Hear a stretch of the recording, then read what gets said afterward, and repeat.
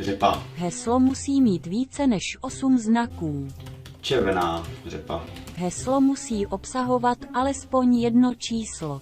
2 červený řepy. Heslo nesmí obsahovat mezery. 2 červený řepy. Heslo nesmí obsahovat diakritiku. 2 červený repy. Heslo musí obsahovat alespoň jedno velké písmeno. 2 blbý červený repy. Heslo nesmí obsahovat 2 velká písmena jdoucí po sobě.